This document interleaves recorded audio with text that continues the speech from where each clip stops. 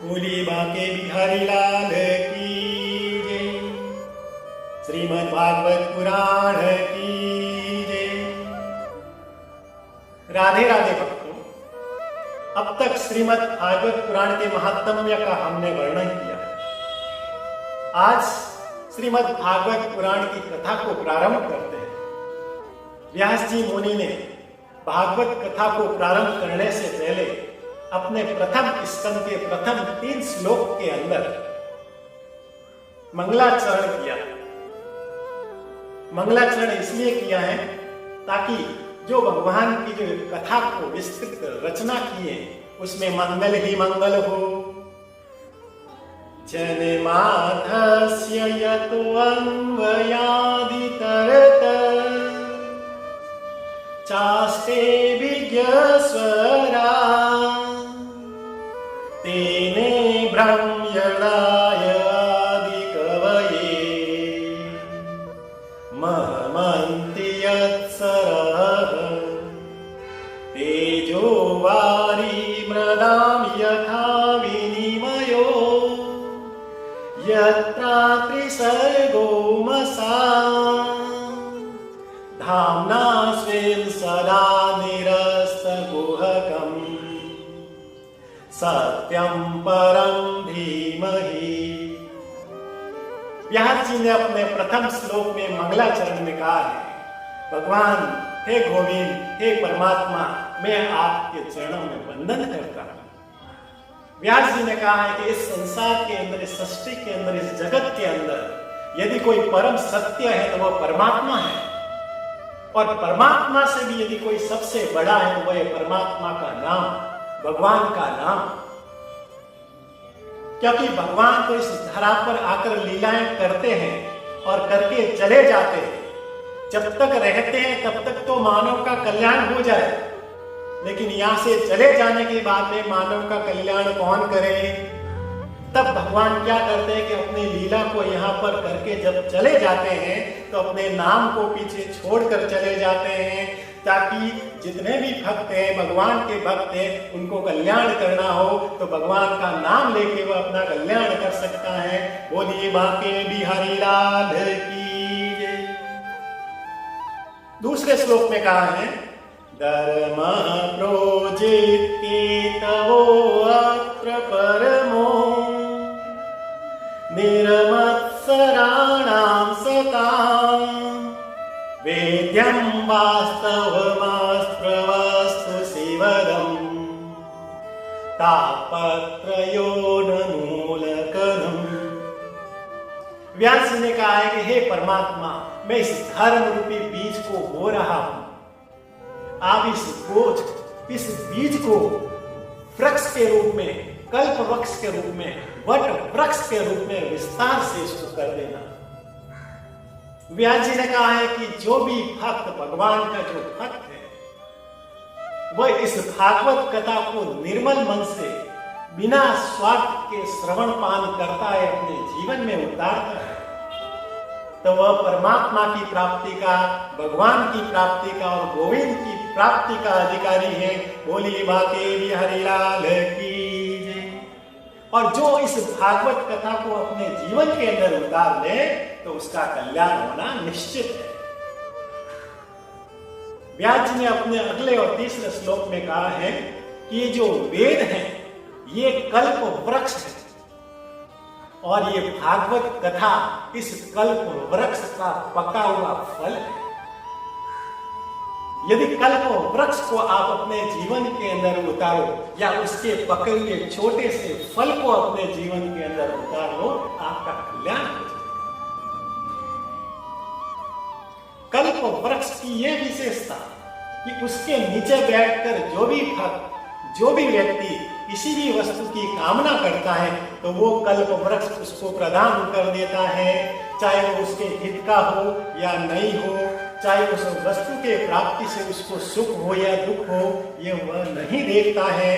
लेकिन भागवत कथा रूपी जो ये फल है वह अपने भक्त को जब उनको उचित हो, उनका कल्याण हो, तभी वह प्रदान करता है।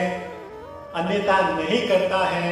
बोलिए भागवत पुराण है की जय। इसलिए भागवत कथा को तो अपने जीवन के अंदर हर बार जब भी अवसर मिले हमें श्रवण पान करना चाहिए। तुलसीदास जी ने कहा है, रामचरित जे सुनत अगापी, रस विशेष जान तिन नाई। तुलसीदास जी ने कहा है कि यदि कोई व्यक्ति यह कह ले कि मैंने भागवत कथा को तो एक बार सुन लिया, बार बार सुनने की क्या आवश्यकता है। यदि इस प्रकार के किसी के मन के अंदर विचार होते हैं, उसको भागवत कथा सुनने से किसी भी प्रकार का कोई रस नहीं आता है, न ही उसके जीवन में किसी भी प्रकार की वस्तु की प्राप्ति हो जाए, उसको सुख और आनंद कभी नहीं मिलता है।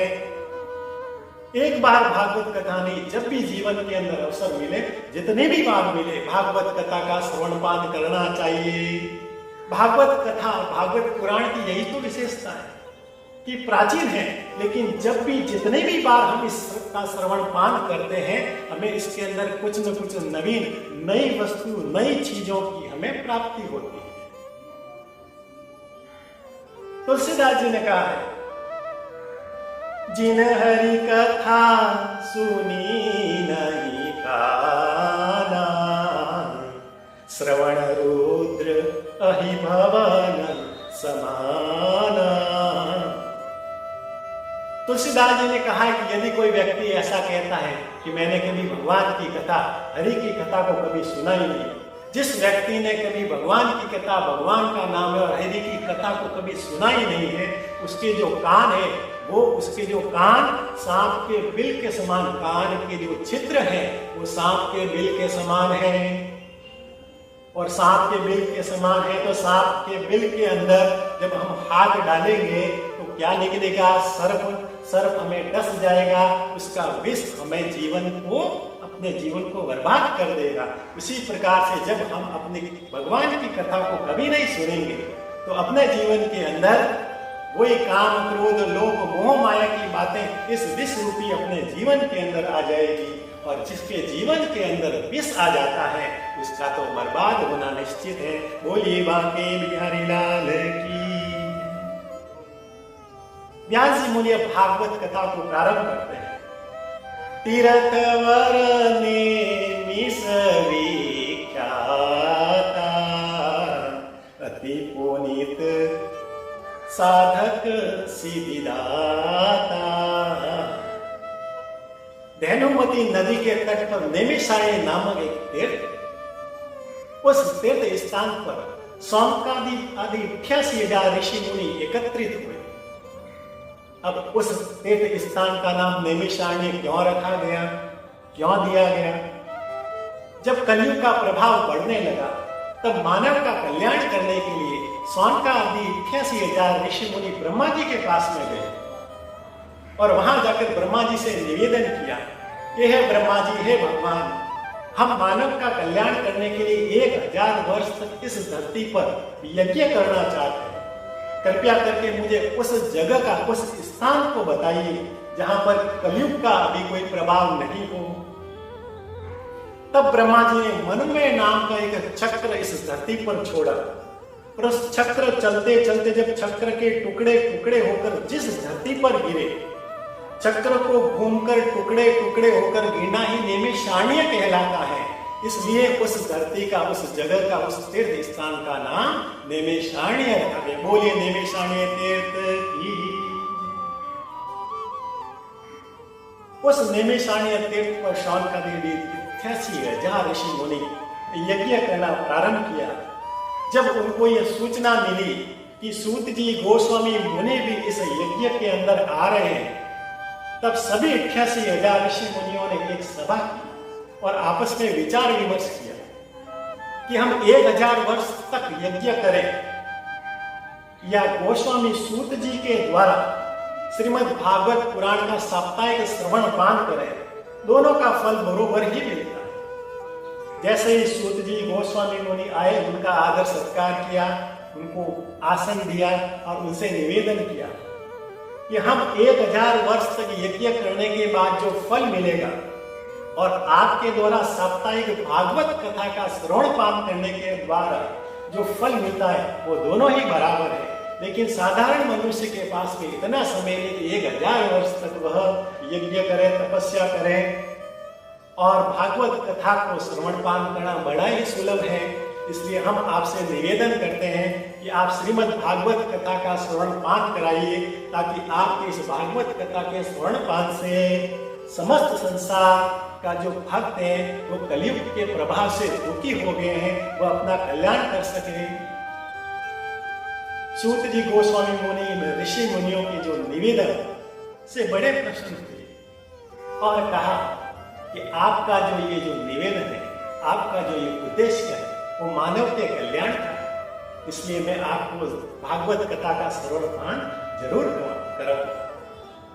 सूत जी गोस्वामी मुनि वेद पाठ के प्रखंड व्याख्या ज्ञाता और श्रीमद् भागवत पुराण के प्रमुख वक्ताओं में से एक थे। जैसे ही उनकी सहमति मिली, 88,000 सौनकादि मुनि ने भागवत कथा की व्यवस्था की, व्यासपीठ को बनाया, व्यासपीठ पर सूत जी गोस्वामी मुनि को विराजमान किया और 88,000 ऋषि मुनि श्रोता के रूप में उसके सामने विराजमान हुए। जैसे ही कथा प्रारंभ हुई, कथा प्रारंभ होने से पहले उन ऋषि मुनियों ने सूत जी गोस्वामी मुनि को 6 प्रश्न किए।